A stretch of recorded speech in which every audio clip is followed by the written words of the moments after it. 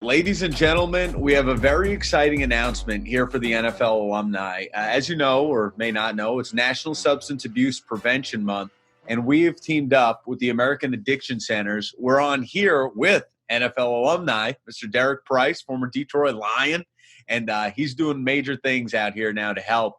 He's got the Desert Hope Addiction Treatment Center out in Las Vegas. Derek, a lot of good things going on. How are you? I'm doing great, Charlie. I really appreciate you guys reaching out, man. This is an important passion point for me, so I'm glad that we could get this done. Absolutely. You've seen throughout your life, but especially in pro sports, you see a lot of guys, there's a lot of different variables from the pain to the temptations. A lot of things come around that create roadblocks in our lives. First of all, how did everything get set up for you with the Desert Hope, and what are you offering the NFL alumni right now? Yeah, so if you blinked, you would have missed my NFL career. I was there. I had a short stay, broke my neck, and then went to medical school immediately after. But in doing so, I've been fortunate enough to build a bunch of clinics. Was able to retire early a little bit, get in consulting, and then was kind of missing that soul satiety of like really helping people. Right. Found my way back into substance abuse and mental health as the CEO of Desert Hope here in Las Vegas, which is a conglomerate of AAC, American Addiction Centers. And in doing so, the vast majority of my friends are former Alpha guys. They're pro football guys. They're Major League Baseball guys, Navy SEALs and the like. Like attracts like. And I noticed that they, too, just like the general population, have the same addictions and mental health issues as everybody else. Yep. But the difference is, Charlie, is that being an alpha male, it's very hard to let your guard down and let the world know that you have a problem and admit that. There's a stigma behind it. Nobody wants to be labeled with a mental health. Absolutely. Nobody wants to be labeled with substance abuse. Everybody, we as alphas feel like we can control this. Oh, I got this. I can control it. It's under control. Yeah. And what I'm trying to do is kind of spread the message a little bit and get it out there that remove the stigma. Let's, listen, mental health, you don't choose to have a mental health issue. Right. You don't choose to have cancer. You don't choose to have diabetes. You don't choose to have those other diseases, and mental health is a disease, as is substance abuse. Absolutely. So, knowing that 50% of the guys in the NFL are prescribed opioids one time during their career, 71% of them have admitted to misuse, and then that continues on post-career. I'm just saying, it's pandemic, but it's silent because those types of human beings don't want to come out and talk about it because there's that stigma. We got to remove that. Yeah, there's also, to add to what you said, it's also they're usually in a leadership position throughout their life. And you're talking from grade school playing sports or high school, college. These are guys that are leaders throughout. So you're right. It is hard to say something's wrong and I want to address it. We've also seen now with the opioids in our country as a whole affecting athletes, not only at the pro level, but it's just been an extreme knockout to our country. And it's something that I got a lot of respect for you addressing it head on and helping our guys. I appreciate that. A lot of us that played the game, and especially those that played it much longer than I did. I mean, I've had 18 surgeries and I was only there for a handful of years, right? Broke neck, 4 pins here, 3 pins here. I mean, guys that play rough, they play rough. And that carries on beyond the sport too. They live very active lifestyles. Yeah. And, we're also guys that are, oftentimes successful. We're successful in the boardroom, successful in other business ventures. Yep. And we've been put on a pedestal, most of us since early on, high school, college, NFL, you're on a pedestal. And it's not that you get a following and your head gets too big, but you don't want to let people down. And if you were to come out and say, hey, I'm an alcoholic, I have drug addiction issues, the general perception from the public is still like, well, you're just a loser. Put the pills down, just stop doing it. You want to fix that problem, stop drinking. Okay, well, time out, man. It's a disease.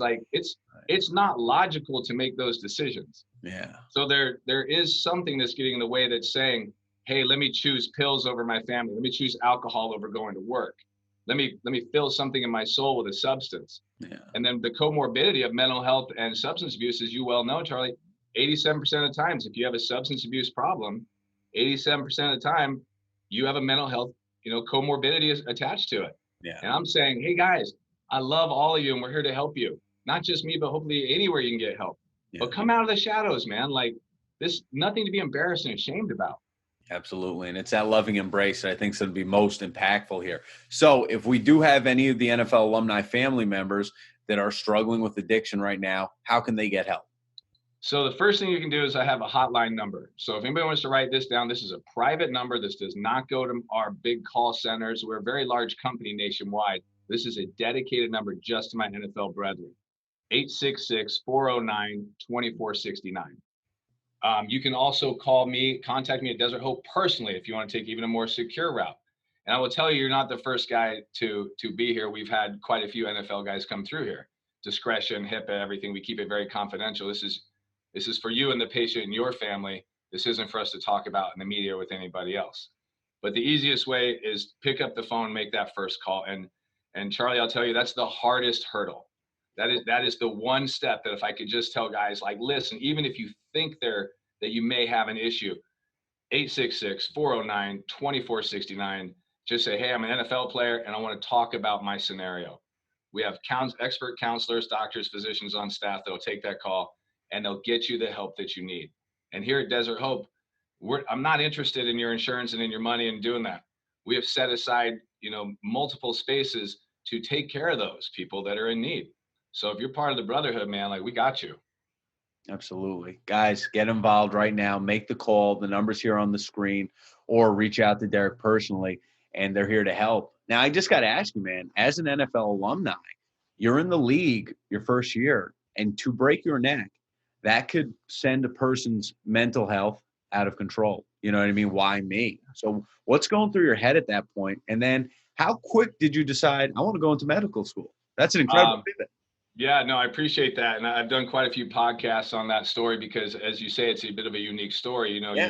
You shape your life in one direction, and then basically, and guys that are players will know this, and about the 4 games left in the season, I catch a stinger on a kickoff, all the pains in my shoulder. I go to the trainers. I'm getting, I don't even want to admit to it, but I was getting medicated enough to get back on the field, et cetera. On the flight home after the last game, I played the last 4 games. On the flight home, they're like, hey, is there anything wrong with you? I was up for contract. This is back in 96, 97, so I was like, no, I'm good. I go home. My arm turns into a string noodle. I had a 19-inch right arm and about a 12-inch left arm by the time I came back to the first OTA. And they're like, something's wrong. They took me to the hospital at that time and diagnosed it, and I had surgery. They put plates and screws in. I recover from that. I come back. We had a head coach changeover. Bobby Ross takes over for Wayne Fonts. Bobby calls me in his office and says, listen, man, you'll never play this game again, not under me, without those plates in your neck in the position that you play. Wow. However, you have a contract and we'll honor that. You can stay on the team, IR, you can ride the sidelines, travel with us, be part of the entourage, whatever, ride your contract out. And I said, with all due respect, I'm not a sit around guy. Thank you very much for your time and opportunity. Shook hands, walk out. A month later, I'm in med school. Wow. Yeah, and there was no stop. Who put that in you? Were you always like that?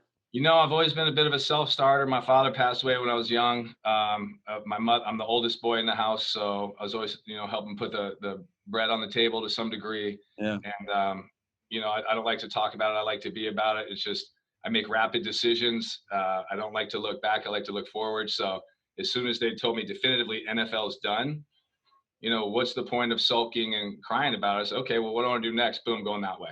Yeah. And since then, I've opened up a bunch of clinics and medical clinics and had some amazing opportunities come from it.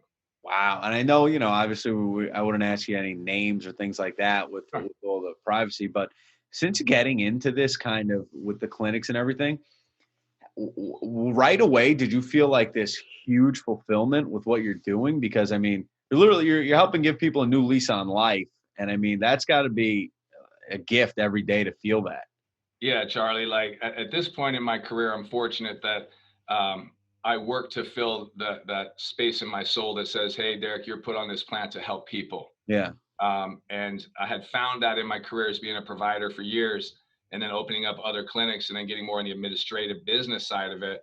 And be honest with you, on the business side of it, it's great, lucrative, but I lost touch with the actual patients themselves because I wasn't the provider anymore. Right. Getting back into it, and even though I'm the CEO of a large hospital, I still break bread with the patients in the morning. I eat lunch with them. I hear their stories. I want to hear their stories. I want to know what's going on. I want to always ask them, how can we do better? And I truly believe that our mission is saving lives. Absolutely. I truly believe in my heart that oftentimes people, when they are fentanyl addicts, alcoholics, you know, hey man, fentanyl's so cheap, man. One bad batch, bro, you die. That's a wrap, right? And unfortunately, you know, every month we'll have people that I know that die from it. So if I can get in here and just convince people to get the care they need, and it's not about the money for me, man. Like, get in here, get the care that you need so you can go back and be the father that you want to be. Mm. And if I could press any message, Charlie, it's probably that, like, take a look in the mirror right now. If your substance or mental health is stopping you from being like the best version of yourself, that's how you know it's a problem. Not because, oh, I can drive drunk and I only have a couple of drinks here and that. If you're not the best version of yourself, because mental health or substance abuse is somehow graying that margin, man, call me. I mean, call me personally at Desert Hope. Hey, I want to talk to Derek Price, Desert Hope. Call our 866 number. Either way, it's about saving lives. And that's my mission. That's my team's mission. And that's what we're all about. Derek, you're a real deal, man. And guys, Thank you. Take advantage of this. Please do, man. Please do. Derek, thank you for everything you're doing. And this partnership's exciting for us with the American Addiction Centers and with Desert Hope, the treatment center out in Las Vegas. Thank you for what you do, for always maintaining the NFL alumni name, man, to the highest standard. And that's it, baby. Absolutely. NFL took me places. Now it's time to give back, right? Like, it opened doors for me. Let me give back. Charlie, thank you.